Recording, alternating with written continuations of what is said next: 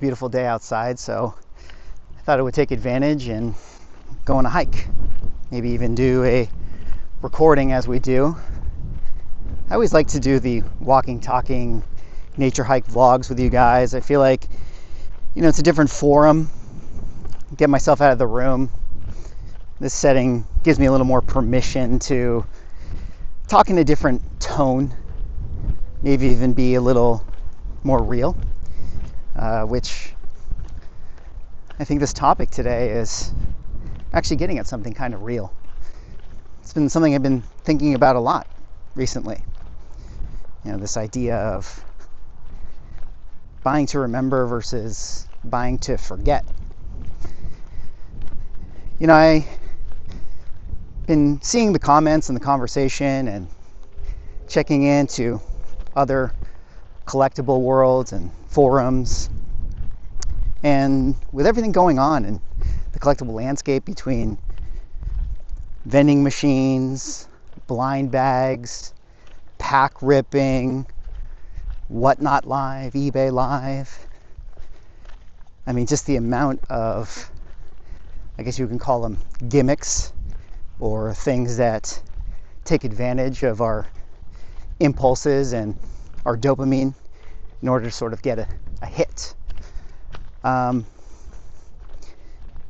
Makes me wonder, are we buying collectibles because we love them? Or are we buying collectibles because we're trying to suppress some sort of pain? Provide ourselves some temporary alleviation from whatever we have going on in our lives.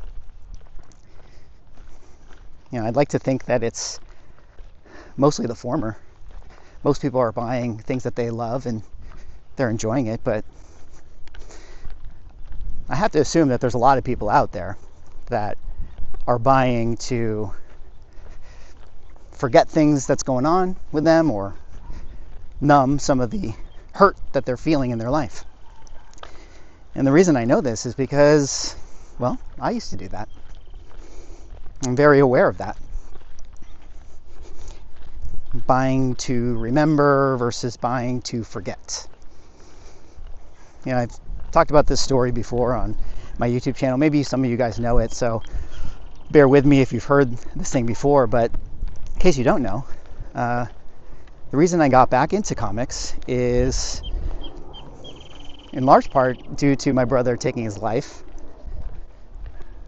When he did it, it was in 2018, and it was obviously very painful. But, upon going through that process, I kind of came across his comic books, specifically his short box when he was a little kid, and, took it with me, brought it home, and started to sort of go through it. And at that time, I was not really collecting. I was not into comic books. Still like them, but, I wasn't actively doing it in the way I'm doing it today. And, going through those comic books made me remember, at least some of the joy that I had in, participating in the hobby. And that made me kind of want to get back into comic book stores. So I was looking through his collection and I was digging through his box, and he was a Wolverine collector.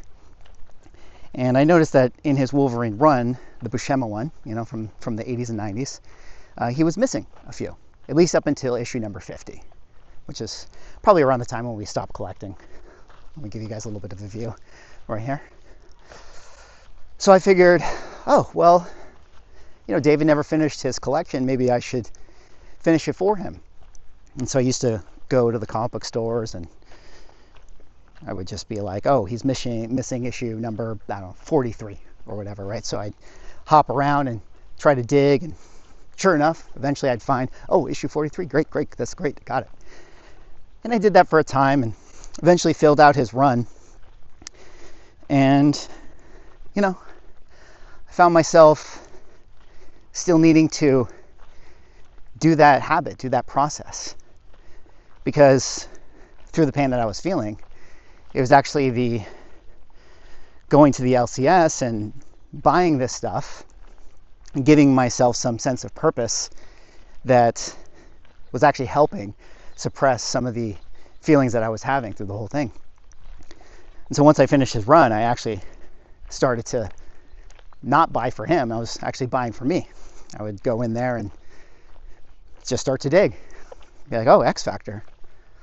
I remember this stuff. Maybe I should buy some of these comics. And then sure enough, I would do that. So I would go there and dig, and that's what I did. I just was buying. And with it was always a little bit of sadness, obviously.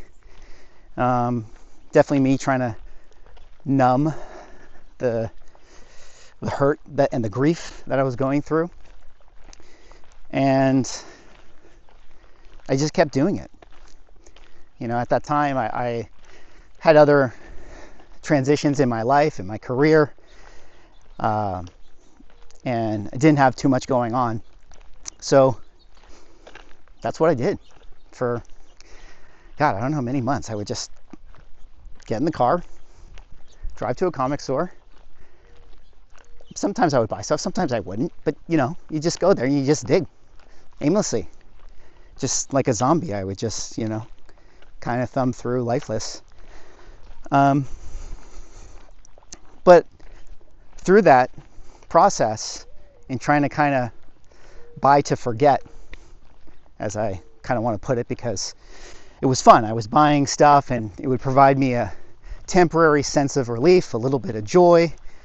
I can just kind of get this comic book and look at it for a second and find some happiness before inevitably, sort of spiraling back into the sadness and the grief of the reality of my situation with my brother.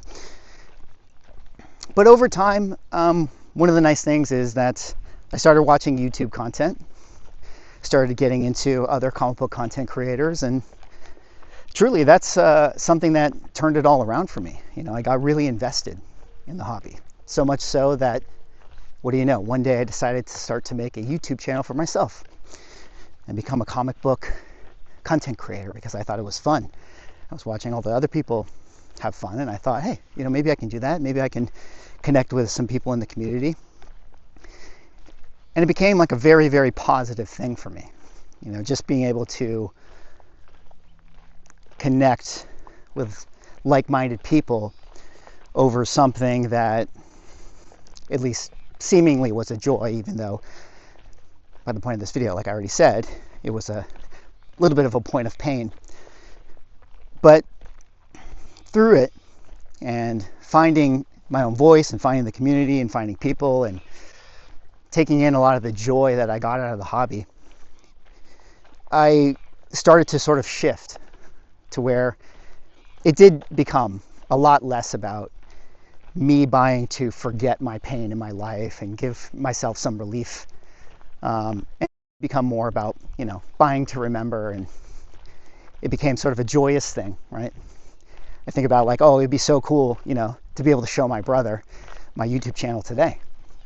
I think he would love it. It's funny. It's like if he was around during the lockdown, COVID, 2021 comic book boom, oh, he would have been all over the speculation stuff. We would have been talking all about it, hitting up shops nonstop. So he would have very much enjoyed it, and and that's kind of one of the things where it's become now, where it's a really positive thing in my life.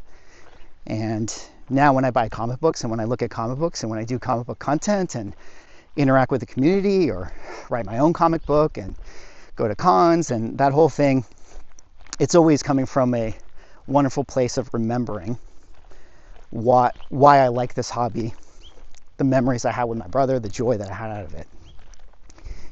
But it took me a while to go through that process.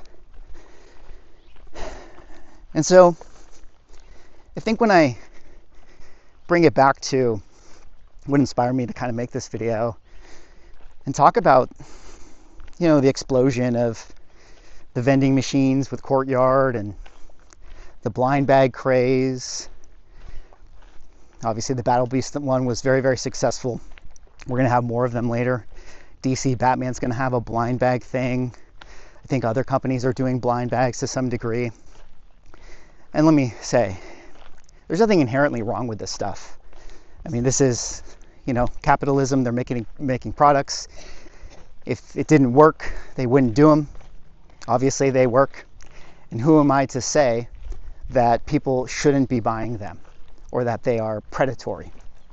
It's not up to me to decide. Everybody is an adult and they can make their own adult decisions. But I guess what I would like to say is, if you're somebody who is diving into it and buying these things, or even just buying comics in general, I would,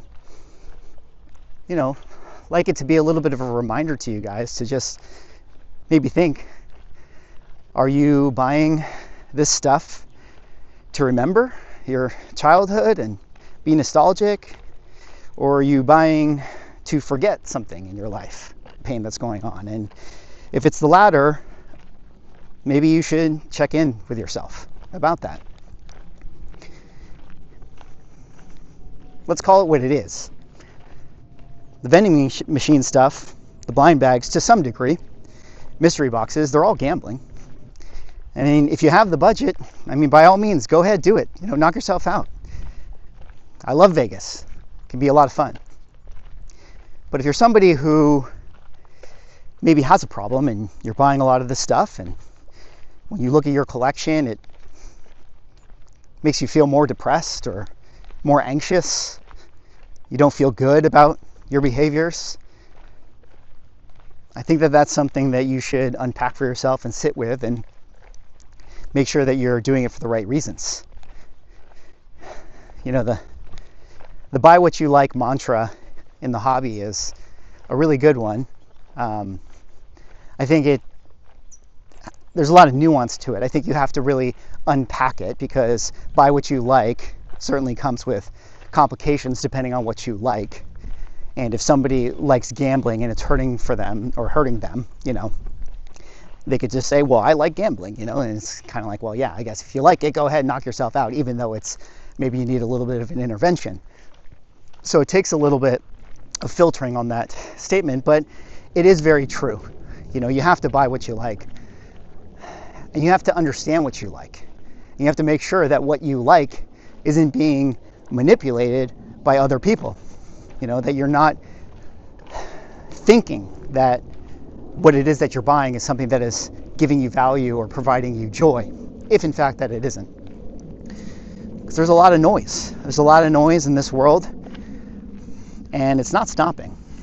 We're going to get more blind bags. We're going to get more AI influencers and companies popping up and all different people trying to sell you product and all this stuff. And again, I'm not anti-capitalism here, but you have to be able to jujitsu yourself and not become a slave or fall into the traps and the pitfalls of buying things that you don't need. I really love comic books. I really love this hobby. I know sometimes people in the comments don't think that I do.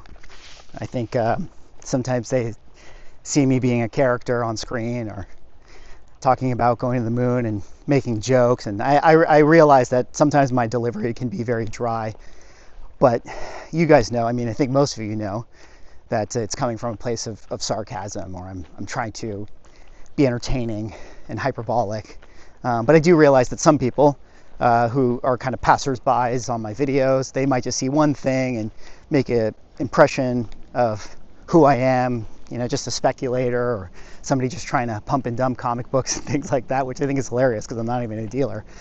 But I love this hobby, and while I don't see myself as somebody who needs to be your nanny or tell you guys what you should or shouldn't do, I just thought it would be good to share my story.